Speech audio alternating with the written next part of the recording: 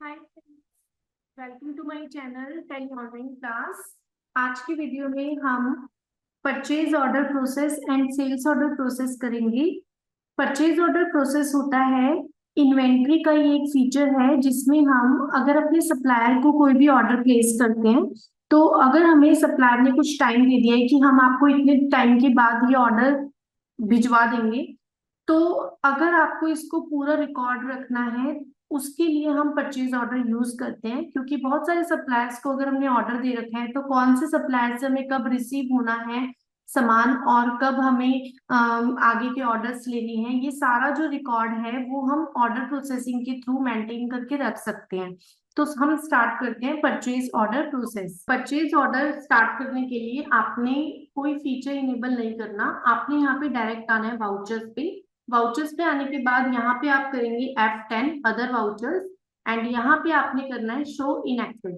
Show inactive जैसे ही आप करेंगे यहाँ पे आपके पास परचेज ऑर्डर आएगा जिसकी शॉर्टकट की आपको दी हुई है Ctrl+F9।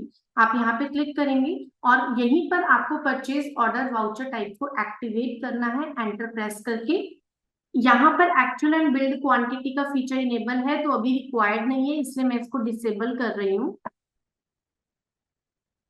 अब यहाँ पर हम कर रहे हैं परचेज ऑर्डर। यहाँ पे हम बना रहे हैं सबसे पहले परचेज ऑर्डर के लिए पार्टी का नाम। जिस भी पार्टी को हमने ऑर्डर प्लेस किया है हम उसका नेम यहाँ पे बना लेंगे। जैसे मैंने यहाँ पे लिया सोनू इलेक्ट्रॉनिक्स, इसको मैंने ग्रुप दे दिया अंडर सन्ड्री क्रेडिटर्स। इसको मैंने ऑर्डर प्लेस किया अपने कुछ प्रोडक्ट्स का। यहाँ पे ऑर्डर डिटेल्स आ रही है, अगर आप डालना चाहते हैं तो डाल सकते हैं यहाँ पर सारी डिटेल्स। एंड उसके बाद अगर आपको इसको स्किप करना है आप Ctrl+A से स्किप कर सकते हैं। उसके बाद यहाँ पे आ रहा है ऑर्डर नंबर। ऑर्डर नंबर 1 है। अगर आपको ऑर्डर नंबर कुछ और चेंज करना है आप कर सकते हैं, जैसे मैंने PO101 ले लिया।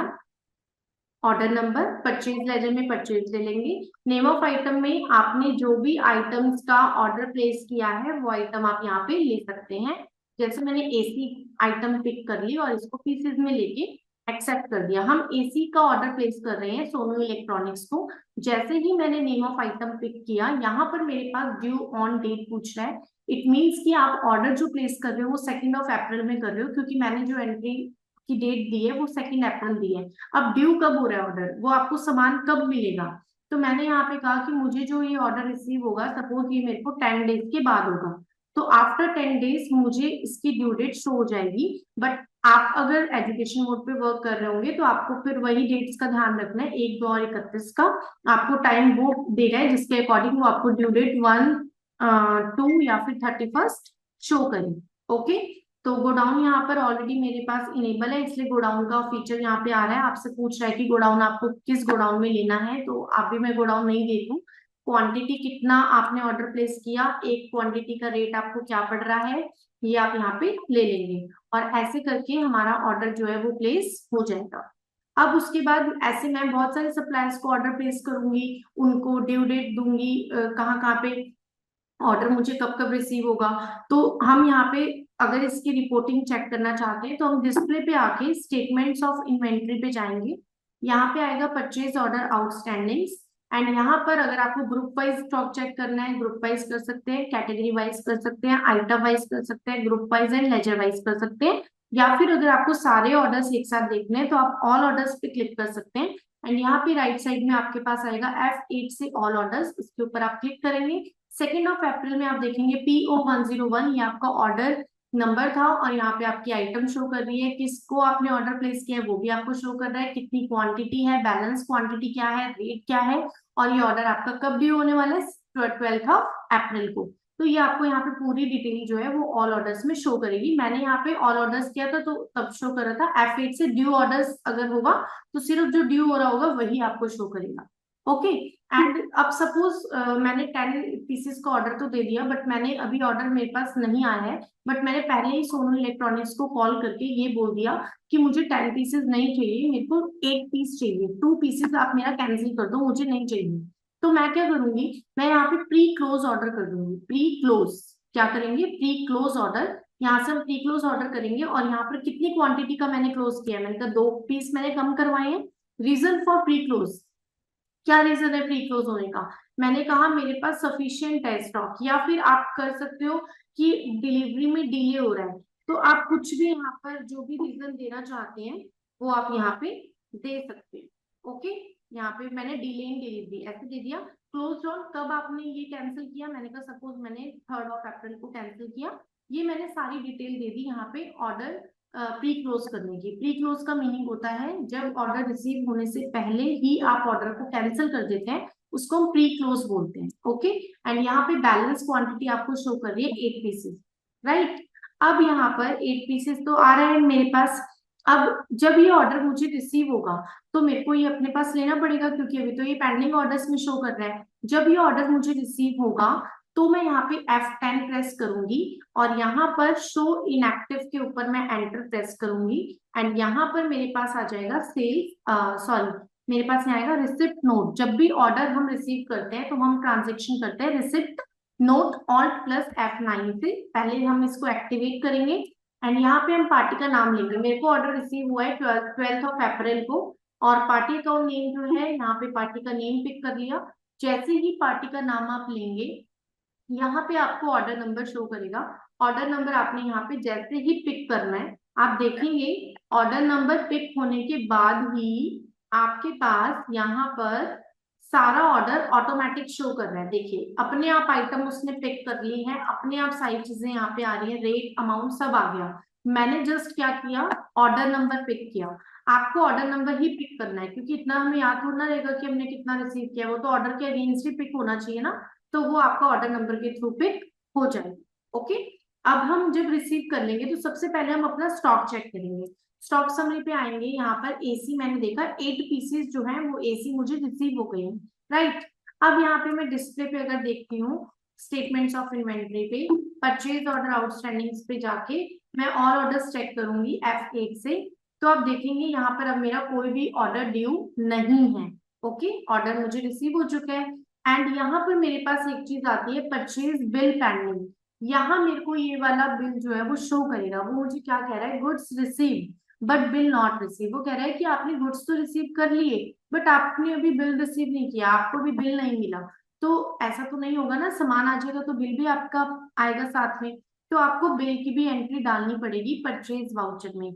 एक चीज मैं आपको और दिखाऊंगी, अकाउंट्स बुक्स पे एक बार अगर आप लेजर पे आके सोनू इलेक्ट्रॉनिक्स का लेजर भी चेक करेंगे तो अभी यहाँ पे कोई भी अमाउंट शो नहीं हो रहा जो कि हमें सोनू इलेक्ट्रॉनिक्स को पे करना है। तो हमें अकाउंटिंग का तो अभी हमने कुछ भी काम नहीं किया, इन्वेंट्री का ही किया कि सामान ऑर्डर दिया और वो ऑर्डर हमने रिसीव कर लिया।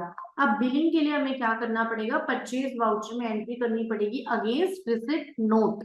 तो यहाँ पे हम बिल नंबर डाल देंगे, पार्टी अकाउंट नेम में पार्टी का नाम ले लेंगे एंड यहाँ पर जैसे ही पार्टी का नाम लेंगे रिसिप्ट नोट नंबर आपको शो करेगा, इसको आपने पिक कर लेना है और यहाँ पर आप इसको एंटर एंटर प्रेस कर देंगे। यहाँ पे ये आपका पूरा with item quantity and rate ये इनवॉइस आपका बन चुका है जो आपने परचेज का बिल यहाँ पे डाला। जैसे ही आप ये बिल डालेंगे आप देखेंगे डिस्प्ले में जब आप स्टेटमेंट्स ऑफ इन्वेंट्री पे जाएंगे परचेज बिल पेंडिंग देखेंगे, यहाँ पर कोई भी ऑर्डर आपका पेंडिंग शो नहीं कर रहा है। ओके, यहाँ पे ना तो ऑर्डर शो कर रहा है ना ही आपका जो बिल था वो पेंडिंग शो कर रहा है।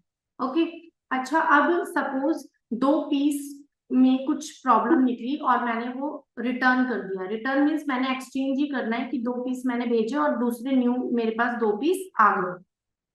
तो उस केस में हम डेबिट नोट क्रेडिट नोट तो यूज नहीं करेंगे, क्योंकि डेबिट नोट तब यूज करते हैं जब अकाउंटिंग ट्रांजेक्शन हो रही है। इट मीन्स कि अमाउंट पे भी कुछ इफेक्ट पड़ना है, लेस होना है अमाउंट। इसमें तो अमाउंट लेस होगा ही नहीं ना, सामान जाएगा और दूसरा सही सामान आ जाएगा। तो जस्ट मेरे को अपने पास से स्टॉक को आउट करना है। तो उस केस में हम कहाँ ट्रांजेक्शन करते हैं, हम यहाँ पे F10 पे प्रेस करेंगे, यहाँ से करेंगे शो इनएक्टिव और यहाँ से हम कर देंगे रिजेक्शन आउट। रिजेक्शन आउट पे जाएंगे, मैंने किसको रिटर्न करा, सोनू इलेक्ट्रॉनिक्स को रिटर्न करा। कितने आइटम्स रिटर्न करी हैं, मैंने कहा मैंने 2 पीस रिटर्न करे हैं। देखिए मैंने यहाँ पे 2 पीस रिटर्न होने की एंट्री करी है रिजेक्शन आउट में, मैंने अपने पास से स्टॉक आउट करा है। और जब मैं यहाँ पे चेक करूंगी स्टॉक समरी में तो आप देखेंगे एसी जो है वो मेरे पास 6 पीसेस शो कर रहे हैं। ओके, तो ये पूरा प्रोसेस होता है परचेज ऑर्डर का, जिसमें हमने सबसे पहले परचेज ऑर्डर डाला, उसके बाद हमने रिसिप्ट नोट किया, ऑर्डर रिसीव किया, फिर हमने ऑर्डर के अगेंस्ट बिल बनाया परचेज वाउचर में, और अगर कुछ डिफेक्टिव सामान है हमें उसको एक्सचेंज कराना है तो उसके लिए हमने रिजेक्शन आउट डाल दी। ओके, तो ये पूरा प्रोसेस होता है परचेज ऑर्डर का। As it is sales order होता है। सेल्स ऑर्डर में क्या होता है कि कस्टमर हमारे पास आता है, हमें बताता है कि उसको कौन सा सामान चाहिए। अब हमने अगर उसका ऑर्डर रिकॉर्ड कर में रखा है, और हमने ऐसे बहुत सारे कस्टमर्स के ऑर्डर ले रखे हैं, हमें सबका ड्यू डेट हमें पता है, हमें कब कब पहुंचाना है, तो ये सारी चीजें माइंड में नहीं रख सकते, इसका भी आपको कहीं ना कहीं रिकॉर्ड रखना पड़ेगा।